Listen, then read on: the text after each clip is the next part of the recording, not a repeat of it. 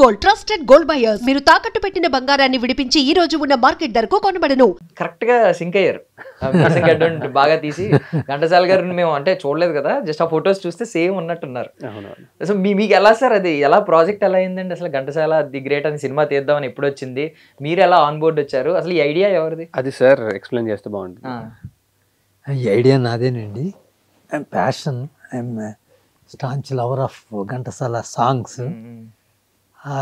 ఆయన్ని ఈ జనరేషన్కి గుర్తు లేకుండా అయిపోతుంది రాను రాను. రాబోయే జనరేషన్ కూడా ఆ రోజుల్లో ఒక మహాగాయకుడు ఉండేవాడని చరిత్రలో నిక్షిప్తం చేసేద్దామనే సంకల్పంతో తీయడం జరిగింది. ఆల్మోస్ట్ ఆల్ సక్సీడ్ అయ్యాం. సో ఖచ్చితంగా ఒక సింగర్నే పెట్టాలి ఆ క్యారెక్టర్ అని అనుకున్నారా ఆ రోల్కి? అలా అనుకోలేదండి. ఫస్ట్ ఏంటంటే నేను చాలా మందిని అప్రోచ్ అయ్యా, యాక్టర్స్ని అప్రోచ్ అయ్యా, ఎవరు ముందుకు రాలే. Because of that small production, small and director is also unknown. అందుకని ఎవరు ముందుకు రాలేదు. ఇంకా ఒక స్థితిలో నాకు ఈ క్యారెక్టర్ దొరకదేమో అనిపించింది, ఎవరు ముందుకు రావట్లేదు. అప్పుడు సొరాబ్ షా చూడడం తటస్థించింది. అప్పుడు కృష్ణ చైతన్య చూసి చాలా దగ్గర పోలికలు ఉన్నాయని అనిపించింది. అనుకోవడమే తరువుగా ఆయన కాంటాక్ట్ చేశాము. ఆయన ముందు నేను సింగర్నే కానీ యాక్టర్ని కాదు, నా వల్ల కాదన్నారు. మీరు ఒప్పుకోండి, మేము చేయించుకుంటాం కదా, మీలో యాక్టర్ కూడా తప్పకుండా ఉంటారు. మీరు బేసికలీ సింగర్కి భావాలు ఉంటాయండి, ఆ భావం లేనిదే ఆ పాట రాదు, ఆ పాటతోనే భావం వస్తుంది. అదొక్కటి చాలనుకుని ఆయన బలవంతంగా, చాలా బలవంతంగా నా మాట కాదనలేక ఆయన ఒప్పుకున్నారు. ఒప్పుకున్నందుకు ఆయనకు కూడా మంచి ప్రశంసలు వస్తున్నాయండి. ఈవెన్ చాలా మంచి ప్రశంసలు వస్తున్నాయి. అంటే మామూలుగా బియ్యం 2 మెతుకులు చూసి లేదా అంటాం కదా, ఆ ట్రైలర్ చూస్తే మాత్రం ఆయన జీవించేశారు. అన్ని ప్రీవియస్ వేసామండి. అక్కడ కూడా ఘంటసాల అనేటప్పటికీ ఈయన అంత కరెక్ట్గా సెలెక్ట్ చేశారని ఈవెన్ బాలసుబ్రహ్మణ్యం గారే ఒప్పుకున్నారు. ఎవరు సెలెక్ట్ చేశారో కానీ కృష్ణ చైతన్యని చూస్తే ఆ ఘంటసాలకి చాలా దగ్గర పోలికలు. ఎందుకంటే ఆయన ఘంటసాల గారిని దగ్గర నుండి చూశాడు. Is the correct judge. మనందరం చెప్పడం కన్నా ఆయన చెప్పాడు కాబట్టి ఆయన సక్సీడెడ్. పర్సనల్లీ ఏమన్నా ఉందా సార్ మీకు? ఏమన్నా ఘంటసాల గారు అసలు ఇంతవరకు చూడలేదండి. అంతవరకు కూడా ఎప్పుడు చూడలేదండి. ఆయన పాటే విన్నాము. ఆ పాట అయ్యా అంతకుముందు నేను ఘంటసాల పాఠశాలని ఓ 555 సాంగ్స్ ఆల్ఫాబెటికలైజ్ చేశాను. చాలామంది సింగర్స్కి అదే, అంటే within 5 seconds we can reach the song. అప్పుడు కష్టం ఉండేదండి. ఎవరు అడుగుతారు ఆ పాట పాడండి అంటే అది వెతుక్కోవడానికి చాలా కష్టమయ్యేది. ఈ పాటల బుక్ బాగా పనిచేసింది. అంతతో కూడా నేను సాటిస్ఫై కాలేదు. ఆయన ఇంకా ఏదో చేయాలి. ఘంటసాల గారు కూడా పాటలు పాడేసిన తర్వాత ఇంకా ఏదో పాడాలనుకుని అలా అనుకోవడంలోనే భగవద్గీత పాడగలిగాడండి. సో కృష్ణ చైతన్య గారు అసలు ఆయన ఎప్పుడైనా మామూలుగా ఒక సింగర్కి అల్టిమేట్ గోల్ మ్యూజిక్ డైరెక్టర్ అవ్వాలి, కంపోజర్ అవ్వాలి, ఇంతే ఉంటుంది అనుకుంటా కదా. మీకు ఏమైనా మైండ్లో ఎప్పుడైనా యాక్టర్ అవుతాను అనే సెన్స్ ఉందండి? అసలు నేను సింగరే అవుతాను అనుకోలేదు. లిరిసిస్ట్ గానే లిరిక్స్ ఎప్పుడు రాలేదు. నేను ఓన్లీ సింగర్నే. ఓకే. అసలు నాది మ్యూజిక్ ఫ్యామిలీ. నేను అంటే out of my interest, my own passion music చిన్నప్పటి నుంచి అనుకోకుండా నేర్చుకోవడం స్టార్ట్ చేశాను. అలా అనుకోకుండా ఇది నా ప్రొఫెషన్గా. ఎలా అంటే ఇప్పుడు బీటెక్ లో ఉన్నప్పుడు అలాగే ఏమన్నా స్టార్ట్ అయిందా? నేను స్కూల్లో ఉన్నప్పటి నుంచి మ్యూజిక్ నేర్చుకోవడం right from my 7th class నేను మ్యూజిక్ నేర్చుకోవడం స్టార్ట్ చేశాను. అలా మెల్లిగా నేర్చుకుంటూ కాంపిటీషన్స్కి వెళ్ళేవాడిని. అలా కాంపిటీషన్స్లో అలవాటు అయిన తర్వాత మెల్లిమెల్లిగా అంటే మ్యూజిక్ బాగా నేర్చుకోవడం బాగా వచ్చిన తర్వాత అనుకోకుండా సినిమాల్లో పాడే అవకాశం కూడా వచ్చింది. So that's how my journey start. నేను ఎప్పుడు అనుకోలేదు, అదే చెప్తున్నా కదా, నేను సింగర్ అవుతానని ఎప్పుడు అనుకోలేదు. సో అంటే చిన్నప్పుడు ఘంటసాల గారి పాటలు, బాలు గారి పాటలు ఎక్కువ విని పెరిగాను. అవి వాళ్ళు పాడారని కూడా నాకు తెలియదు అప్పట్లో. అంటే తర్వాత మ్యూజిక్ ఫీల్డ్లోకి వచ్చిన తర్వాత ఓకే సాంగ్కి ఇలా ఇన్ని ఉంటాయి వీళ్ళు పాడతారు అని చెప్పి తెలిసిన తర్వాత అప్పుడు వాళ్ళ గురించి తెలుసుకోవడం జరిగింది అనమాట. So that's how it started. మీ సంగీత ప్రపంచం, ఐ మీన్ మీ మ్యూజికల్ ఫ్యామిలీ ఎక్స్పాండ్ అవుతూ కూడా మ్యూజికల్లోనే ఐ మీన్ దానిలోనే ఎక్స్పాండ్ అవుతున్నట్టుంది. బికాస్ మృదుల గారిని పెళ్లి చేసుకున్న తర్వాత మొత్తం ఇంకా యాడ్ అవుతున్నా, ఎవరో కొత్తగా వస్తున్నా అందరూ singers music I mean music background ఉన్న వాళ్ళే వస్తున్నట్టున్నారు. అలా అవుతుంది.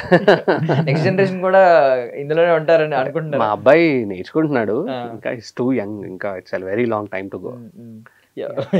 సో బేసికలీ మృదుల గారు కూడా ఉన్నారు, ఇద్దరు పెయిర్ అప్ అయి ఉన్నారు. Correct correct. సో ఒకరికొకరు నార్మల్ గా సింగింగ్ లో క్రిటిక్ ఒకరికొకరు క్రిటిక్ లా బిహేవ్ చేస్తూ ఉంటారు. అంటే బేసిక్ గా తన యాంకర్ అండి, సింగర్ కాదు, నా వైఫ్ యాంకర్ తను, కానీ సరదాగా ఊరికే పాటలు పాడుతూ ఉంటుంది అంతే.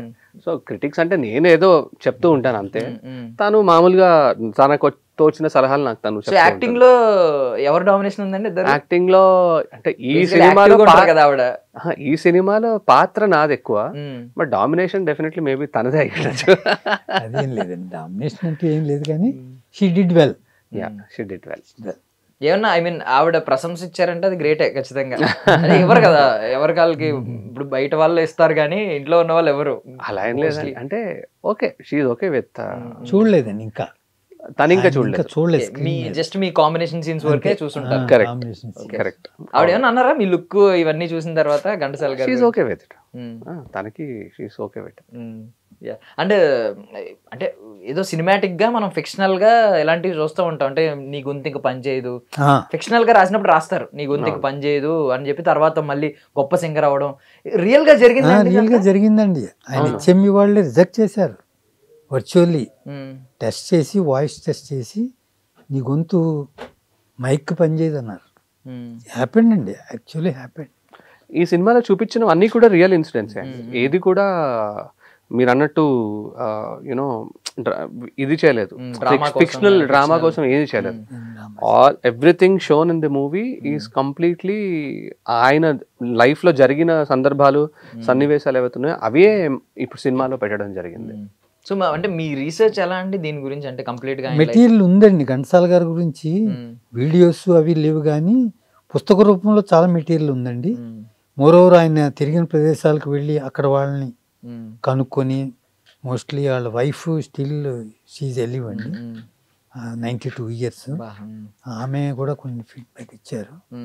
ఇప్పుడు ఇల్లు, ఇప్పుడు బ్యాక్గ్రౌండ్ లొకేషన్స్, ఆ హౌస్, ఇలాంటివన్నీ కూడా జన్మించిన ఇల్లు కూడా అక్కడికే వెళ్ళి షూట్ చేశారు. వాళ్ళ ఇంటి ఒరిజినల్ ఇంట్లో షూట్ చేశారు.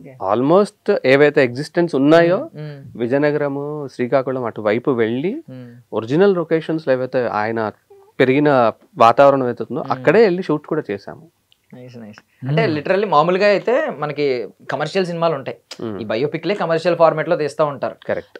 ఎంతైనా కొంచెం ఇన్స్పైర్ అవుతాం అంతా ఉంటది, కానీ అది ట్రూ సెన్స్ అనిపించదు. కొంచెం అనిపిస్తుంది బికాస్ ఫిక్షనల్ యాడ్ చేస్తారు ఆడియన్స్ కి కొంచెం ఆ గూస్ బంప్స్ రావడానికి. బట్ ఇది కొంచెం ట్రూ సెన్స్ లో కనిపించింది. ఆ ఈవెన్ టోన్ గానీ, ఫిలిం టోన్ గానీ, కలర్ గ్రేడింగ్ గానీ, అంతా ఎవ్రీథింగ్, ఆ లొకేషన్స్ గానీ, యాక్టర్స్ కూడా బాగా విభత్సమైన యాక్టింగ్ చేసేసే వాళ్ళు ఉంటే అది వేరు, కమర్షియల్ ఫార్మాట్ లోకి దేనిలోకి వెళ్ళిపోద్ది. చాలా ట్రూగా అనిపించింది, లిటరల్లీ చాలా బాగా అనిపించింది. ఆల్రెడీ సినిమా కొంతమంది చూసారండి, శ్రీకాకుళం వైపు, విజయనగరం వైపు స్క్రీనింగ్ వేయడం జరిగింది. అటువైపు వాళ్ళు చూసారు అండ్ అందరూ కూడా చాలా బాగా కనెక్ట్ అయ్యారు సినిమాకి. అంటే ఘంటసాల గారిని చాలా దగ్గరగా చూసాము అని చెప్పి చాలా. ఆ ఏజ్ గ్రూప్ కూడా చూసారండి, చిన్నపిల్లల దగ్గర నుంచి 12 years old నుంచి మీకు 65-70 years old వరకు అందరూ చూసారు. సో అందరికీ కూడా సినిమా చాలా చాలా బాగా నచ్చింది. December 12th ఇప్పుడు యూనో ఇంకా ఫుల్ ఫ్లెజ్డ్ ఆల్ థియేటర్స్ లో రిలీజ్ అవబోతోంది మూవీ. సో కాబట్టి వీఆర్ కాన్ఫిడెంట్ దట్ ఆ మూవీ ఇంకా మంచి ఆడియన్స్ కి ఇంకా చాలా దగ్గరగా వెళ్తుందనే కాన్ఫిడెన్స్ మాకుంది. సో ఘంటసాల గారు వాళ్ళ వైఫ్ బ్రతికే ఉన్నారు కదా, ఆవిడ మిమ్మల్ని చూసి ఏమన్నా చూపించారా కొంచెం, ఎలా హీరో ఎలా ఉంటాడో? ఆమె కూడా మొత్తం 2.5 hours మూవీ చూసారు. మూవీ చూసారు, చూసి నన్ను గట్టిగా పట్టుకొని సాధించావు నాయన అని బాగా ఆశీర్వదించింది. ఎక్కడ కాంట్రవర్సీ లేకుండా ఆయన ట్రూ లైఫ్ నే ప్రొజెక్ట్ చేసేవాడు. అంటే నార్మల్ గా చాలా కథలు ఉంటాయి మీ మైండ్ లో, ఓన్లీ ఘంటసాల గారనే కాదు, మీరు అభిమానించే వాళ్ళు, మీరు ఆరాధించే వాళ్ళు చాలా మంది ఉండొచ్చు. వై ఘంటసాల గారు అంటే ఘంటసాల గారి సినిమానే తీయాలని బలమైన సంకల్పం ఎక్కడ వచ్చింది? మంచి డ్రామా ఉందండి ఆయన లైఫ్ లో, ఒక లక్ష్య సాధన కోసం కష్టం ఉంది, ఆయన క్యారెక్టర్ లో త్యాగం ఉంది, ఆ హీరోకి కావాల్సిన లక్షణాలన్నీ ఉన్నాయి. అంటే ఇప్పుడు హీరోలు కాదు, అప్పుడు హీరోలలో ఎలా ఉండేదంటే ఒక ఐడియల్గా ఉండేవారు అందరూ కూడా. ఆ లక్షణాలు, మనిషి ఎలా జీవించాలి, ఎలా బ్రతకాలి, మనకన్నా ఇతరుల కోసం జీవించాలి అనే విషయంలో ఆయన ఎలాగనేవాడంటే, మనం పాటలు పాడితే మనం ఒక్కరే జీవించగలం, సినిమా తీస్తే 10 మంది బ్రతుకుతారని కొన్ని సినిమాలు తీయడం కూడా జరిగిందండి. తర్వాత ఆయన చాలాసార్లు అనేవాడండి, ఏమని, నా పాటలకి నా జీవితానికి దగ్గర సంబంధం ఉందని.